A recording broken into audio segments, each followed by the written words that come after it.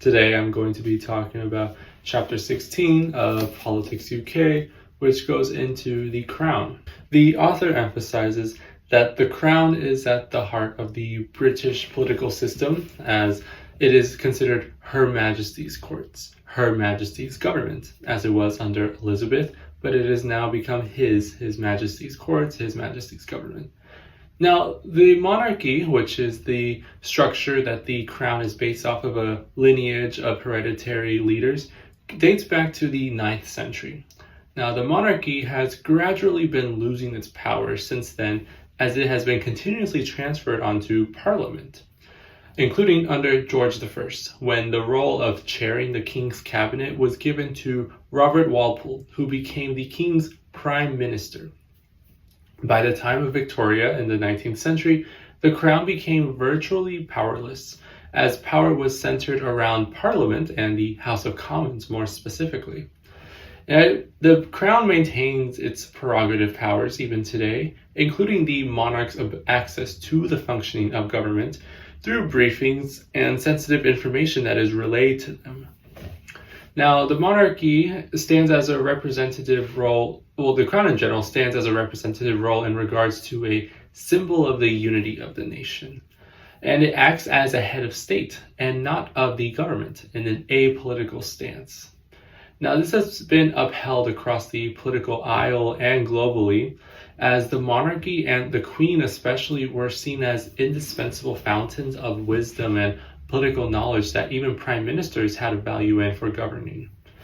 The Crown also has effects in economics. It's a speculation of media attention. It now has sway and power over charitable actions through its funding and charities, and it aims to lead as an example for Britons and the Anglican Church, which it heads. The younger royals, Prince William, Princess Kate, and Prince Harry, have been the more positively perceived royals today, alongside the Queen up until her death.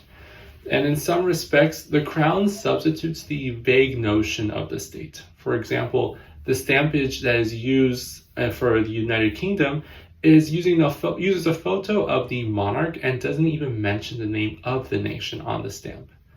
The Crown has come to unify the nation and the Commonwealth, a collective of nations that stem from the British Empire that cares for the welfare of its people regardless of race. In the devolutionary efforts, where the Queen opened the Scottish Parliament and the Welsh Assemblies, also acted as a unifier, and also in the grand moments like the Jubilee celebrations and funerals for members of the royal family, including that of Queen Elizabeth II. Much of the family has served in the military, and they hold ceremonial ranks when they serve there. And they also act as a counter, the Crown in general acts as a counter to the military complex that can be at odds with the politics and government, as had occurred in a speculated coup d'etat attempt in the 1970s. The rituals, like given royal honors, while criticized for maintaining an elitist structure, are seen by many as a traditional fulfillment and a feeling of being a part of something that is much larger. But there have been some inclusive efforts for receiving honors, including an online ability to recommend somebody to receive an honor. Now, the Crown's role as a moral figure, but more specifically the monarch in this way, as a figure in the Church of England has been debated, especially from the divorces that occurred throughout the 90s in the royal family, as it goes against the Church's teachings, it was seen. But this was not a widely reflected, and still isn't a widely reflected, perception from the British public, as perspectives on divorce are becoming increasingly relaxed and even secular to the Anglican Church. By being impartial and reflecting no sense of individuality, the Crown maintains its legitimacy as a protector of democracy as well, especially as it is seen that the very system that took away its original power positions the monarchy as able to prevent any potential usurpations of the democratic process, since the system is under the Crown's name, as we said, Her Majesty's government. It is also seen that by serving the Crown, one is serving something bigger than political affiliations in government, and instead is taking up the grand responsibility of serving a personified concept of the United Kingdom, which is the monarch. Now, there has always been a rise and dip in popularity towards the crown and the monarchy, especially in 1992, what Queen Elizabeth II referred to as her annus horribilis, Latin for horrible year. Concerns in the monarch's potential to act on political preferences were highlighted in the 2010 government election formation issues that almost had the potential to put the Queen in a position of making political action. Now, many proposals were made to make changes to the crown, and they varied across, including this incident I just recalled. Many argue that the potential action in a situation as that one would have been best rested in the power of the Speaker of the Commons. But there has been backlash over that role's inherent partisan position, and it would also need constitutional change in order to happen.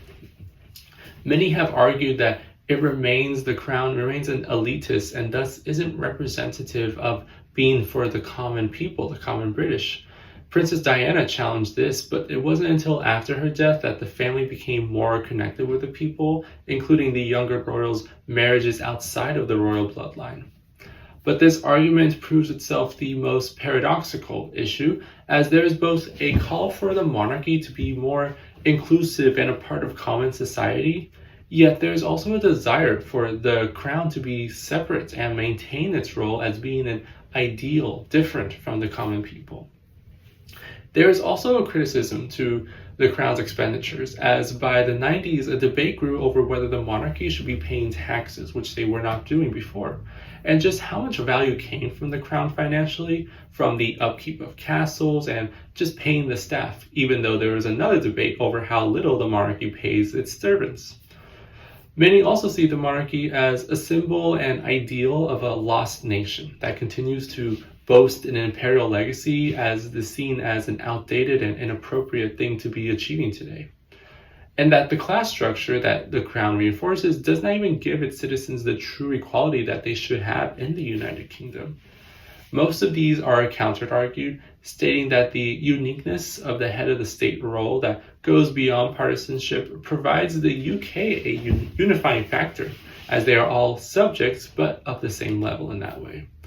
And that no prime minister and no president could replicate this level of leadership and popularity, which has a very high popularity compared to leaders such as prime ministers, as the British monarchy does. 4 main approaches have been taken to approach change towards the crown. There is abolition altogether, which had its peak in the 90s but has since died down and is truly an unpopular movement, and is mainly seen as a middle class concern, as most working people don't even see the monarchy as such a burden.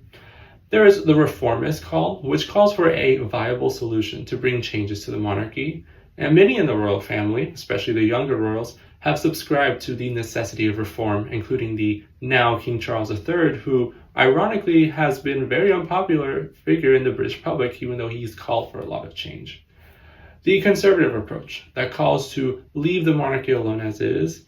And then finally, the strengthening the monarchy approach, which is also not entirely a popular approach, nor is it really strong, but it is an effort to give more political power to the monarchy. So some 1990s polling found that this was especially popular towards the working class younger people who felt dissatisfied with government and saw the Queen at the time as especially competent compared to their political leaders, even at this time when both the crown and the government were unpopular. The author explains in excellent detail for an American like me who didn't understand why monarchy remains in place in a democratic country, and showed the value of the crown's meaning for the UK. There is a certain value in a figure who can unite a nation behind a historical legacy, such as monarchy. When discussing the crown, there is a necessary distinction between the issue of monarchy as an oppressive reminder of elitism and the inability to be as fortunate as a member of the royal family outside of marriage or birth, versus the concept of monarchy as a traditional unifier that brings a level of national cohesion that spans across lands and time. Because the royal family really has no actual power over governing the British state or its territories, because democracy has essentially replaced its power, especially through the House of Commons, I think we can perceive the crown as not so threatening today, even though there remains a possibility for the crown to exercised undemocratic power, as almost occurred in the 2010 elections. But the more common issue that Britons seem to point out is mainly its perceived inconvenience, which varies depending on the time, including the 90s when the drama that surrounded the family at that time.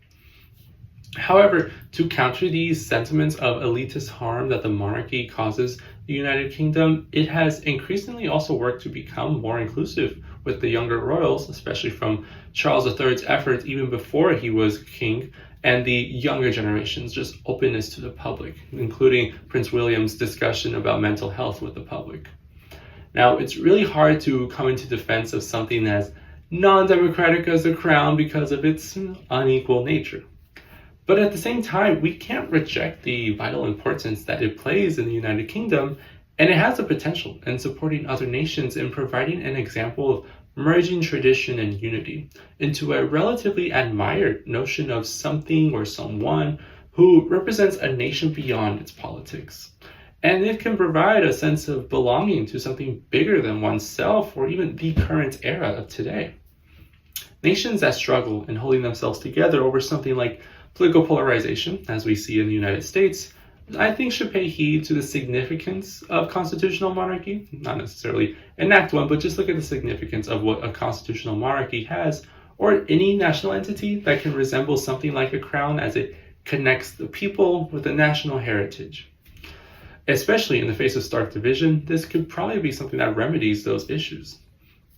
Plus, the crown's gradual progressive efforts in becoming a more inclusive body shows how not exactly stuck in the past this institution is as it's continued to evolve, especially as the younger royals look more poised to be less distant than the former royals. What especially drives this concept home to me as an admirable institution is the element of timelessness that it contains. Especially as historians of human behavior, we can understand that humans have always been driven to stability in a world that is naturally shifting. Rather than abandon the very stories that make us human, the British has preserved this incredible institution of governance that even today remains relevant as it surpasses the complexities of democracy and, even more contemporary, the advancement of technology. Change frightens people, and when you look to something like the British Crown and monarchy, you can also evaluate this institution beyond its historical elitist and hierarchical establishment of an era when the common man had little to no rights nor privileges as compared to today. But also you can see the crown and the monarchy as a comparative institution that sheds light on how even the most drastic of changes, how during the most drastic of changes, some things will remain consistent, and thus provides a sense of relief in the face of uncertainty for a nation. For some, this is what the British Crown represents. For others, it is their religion or their familial heritage. Some don't like to hold on to the past and prefer to evolve with every motion and letting go of one's past, which is acceptable and admirable in its own way. For some like me, these types of traditions and institutions, they play a vital role in the individual well-being, something we sometimes forget is at the heart of politics and human behavior. The highlighted poll in the 90s that the author pointed out stood out to me. This, of course, is a 30-year-old poll regarding how a perceived stronger monarch was seen as a suitable motion, especially as many consider their elected leaders incompetent compared to the Queen. But there might be some relevance in this sentiment even today. Rather than look into the likelihood and strength of such an astounding motion as empowering the monarch with powers that are usually democratically elected in today's time, I want to evaluate this sentiment as revealing of something related to the especially developing question of democratic institutions as truly working for the people. We are seeing around the globe that the democratic institutions that have become what almost feels like an essential part of the nation, almost like a given right, not too much something earned, in places like the US and the UK, that democracy's purpose to give its citizens the right to choose their government, which has always been both favorable for many and unfavorable for just as many others. This is becoming increasingly scrutinized as a concept into whether it truly works for the people. The many Americans following the 2020 presidential election who refused to believe that Joe Biden won or the globally recognized voting method I've seen for many citizens of voting for the so-called lesser of two evils taking place in democracies from France to Argentina is showing that many are becoming disillusioned by democracy's promise. Additionally, we see how in countries like the United States, where voters are voting to have a closely divided House of Representatives, are seeing a weak House provide little towards the fulfillment of the democratic order, and instead many of the citizens rely on the executive or even the courts, bodies that are not popularly elected, to provide solutions to governing.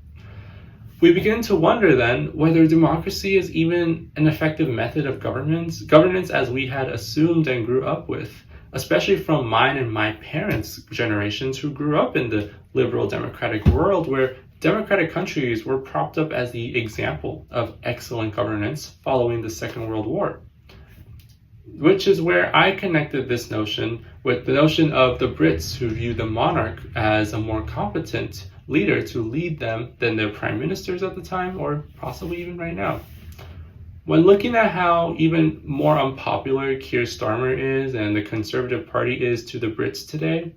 one begins to see the shared understanding of democracy that we grew up with as the only institution we knew because become a not so popular system of governance today now. That for many almost acts like a virtue signaling of governance to say, how can you be mad at your government when you elected them?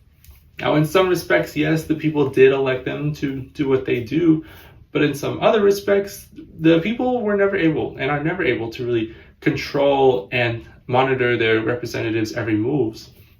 So in that way, democracy itself demonstrates a considerable malfunction in the current scale and capacity of accountability,